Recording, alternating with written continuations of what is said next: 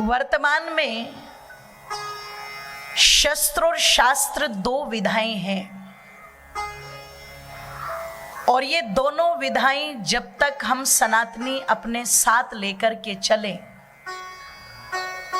हमने पूरे भूमंडल पर राज किया।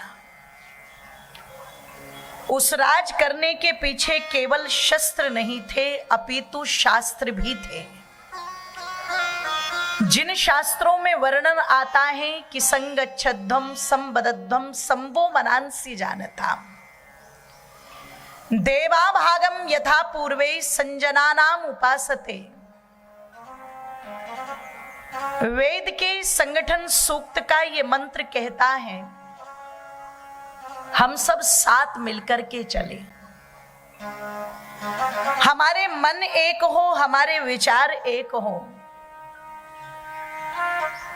वेद के इस मंत्र के अर्थ को अपने जीवन में आत्मसात करते हुए हमारे जो पूर्वज थे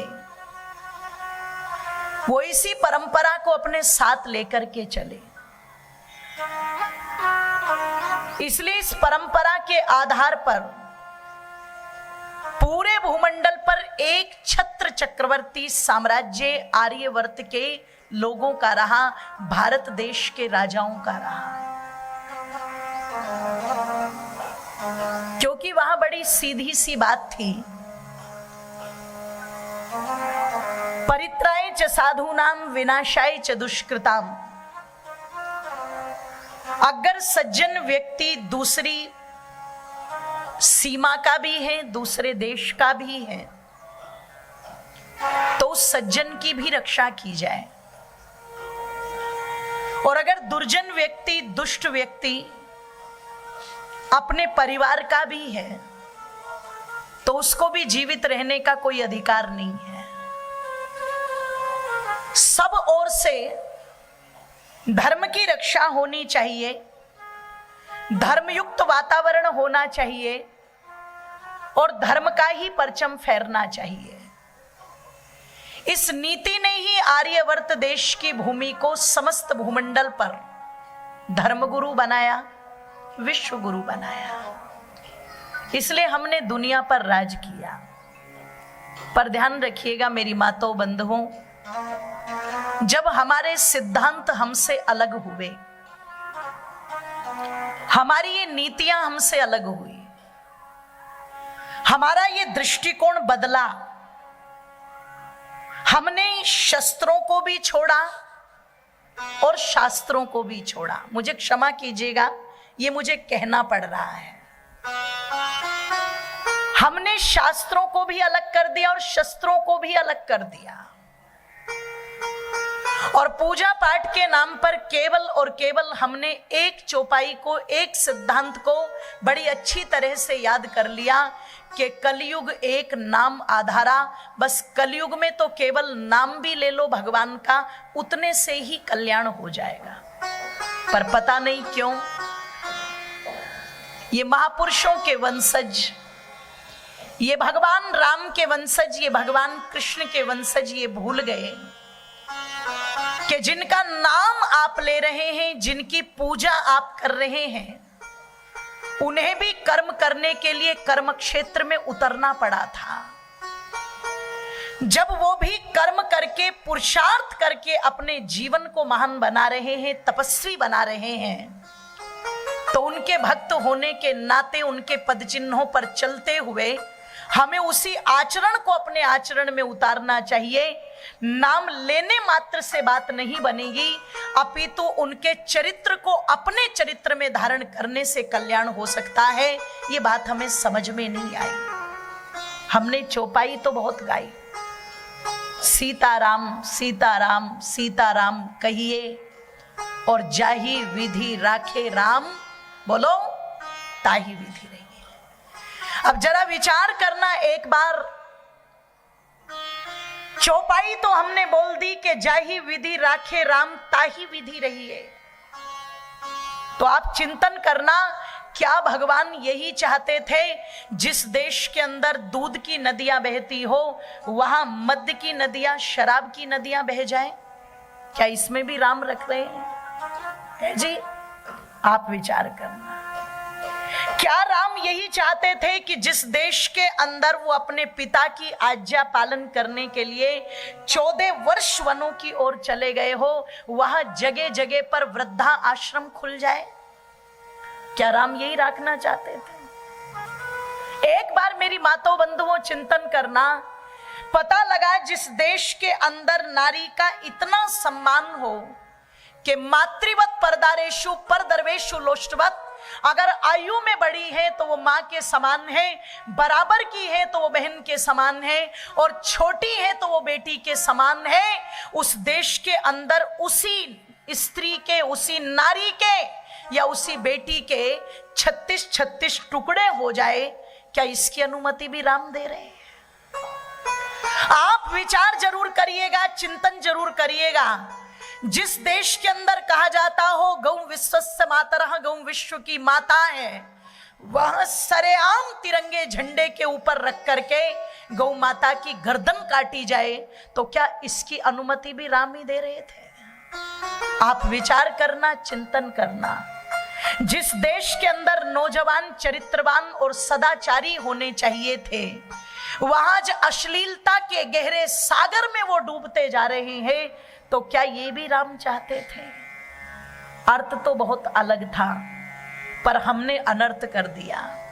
अगर हम अर्थ को समझ जाते तो संभवते चौपाई गुनगुनाते जरूर, पर वो चौपाई क्या होती कि सीताराम सीताराम सीताराम कहिए और जाही विधि रहे राम ताही विधि रहे। जैसे राम रहे वैसे हम रहे, जो कार्य उन्होंने किए वो कार्य हम करें, हम उनके चित्र को देखते हुए उनके चरित्र की तरफ बढ़े।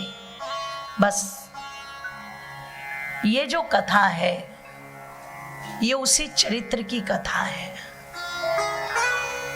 ये जो कथा है बस यही समझाने के लिए है कि त्रेता युग में जो मर्यादा पुरुषोत्तम श्री राम ने अपने जीवन को जिया, जिन सिद्धांतों का पालन करके राम मर्यादा पुरुषोत्तम राम बने, जिन मर्यादाओं का पालन करके ये रामायण एक ऐसा ग्रंथ बन गया कि जिसकी आज घर घर के अंदर पूजा होती है। आखिरकार इस रामायण में ऐसा है क्या, बस उसको समझना है। क्योंकि रामायण केवल और केवल किसी लाल कपड़े में लपेट करके रखे जाने वाला ग्रंथ नहीं है। जैसे हमारे देश का एक संविधान है, वैसे मैं समझती हूं जो मनुष्य अपने जीवन को स्वर्ग बनाना चाहता है या अपने परिवार को स्वर्ग बनाना चाहता है, तो वो इस रामायण को अपने परिवार का संविधान मान करके चले। इस रामायण को किसी एक पात्र ने मिलकर के महान नहीं बनाया है।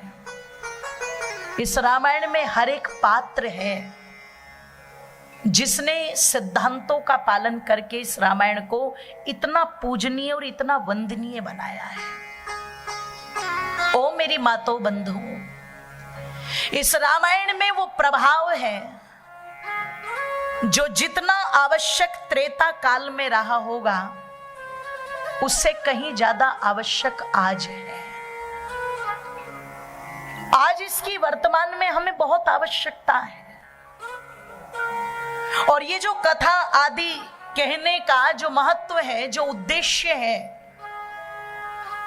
कराने के पीछे जो उद्देश्य है, आज वैदिक परिवार इस पवित्र पावन कार्यक्रम को करा रहा है, तो उद्देश्य उनका भी यही है कि हम भगवान श्री रामचंद्र जी के स्वरूप को ठीक ठीक जाने और उनको माने। क्योंकि राम वो हैं जिनके जीवन में वेद की मर्यादाएं हैं, जिनके जीवन में शास्त्रों के सिद्धांत हैं, और वो सिद्धांत यदि आज भी हमारे जीवन में आ जाएं तो ध्यान रखिएगा, आज भी हमारा यहलोक और परलोक पवित्र हो सकता है। वर्तमान की इस भौतिकवाद की आंधी में जब मनुष्य एक दौड़ लगा रहा है और सब उसमें दौड़े जा रहे हैं। चिंतन करने वाले, मंथन करने वाले तो बहुत कम लोग हैं। वो उससे आगे, वो उससे आगे, वो उससे आगे, दौड़ो भागो।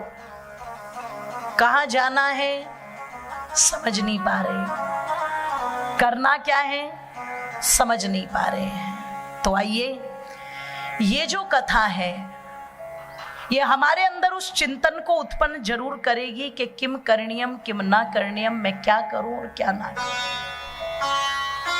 ये कथा हमारे जीवन में वो भाव लाने का प्रयास जरूर करेगी कि परम पिता परमेश्वर ने ये जो पवित्र पावन जीवन हमें प्रदान किया है, इस जीवन का मुख्य उद्देश्य क्या है। ये कथा यह भी बताने का प्रयास करेगी, इसमें यह भी समझाया जाएगा कि जीवन के अंदर अगर एक पक्ष रहता है और दूसरे पक्ष को मनुष्य छोड़ दे तो एक पक्ष उसके सुख का कारण कभी नहीं बन सकता। दोनों पक्ष होने चाहिए, और वो दोनों पक्ष क्या है? एक पक्ष है साधन का, एक पक्ष है साधना का। अगर कोई कहे कि मैं केवल साधनों की ओर बढ़ूं तो सुखी हो जाऊं, तो मैं कह दूं माताओं बंधुओं, साधनों की ओर बढ़कर के सुविधा तो मिल सकती है, लेकिन सुख की प्राप्ति बोलो नहीं हो सकती। ध्यान रखिएगा। और कोई कहे मैं साधनों को बिल्कुल तिलांजलि दे दूं, मुझे इनसे कोई मतलब नहीं है, तो तब भी बात नहीं बनेगी। क्योंकि अगर आपके पास साधन नहीं है तो ध्यान रखिएगा, धर्मस्य मूलम अर्थ है। महात्मा चाणक्य कहते हैं धर्म का मूल अर्थ है।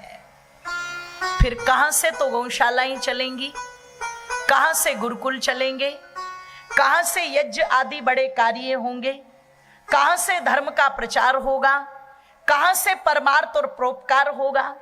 तो इसका मतलब जीवन में साधन भी आवश्यक है, पर साधन के साथ साथ साधना भी बोलो आवश्यक है। और ये दोनों पक्ष कैसे लेकर के चल सकते हैं हम लोग, ये भी हमें रामायण बताती है।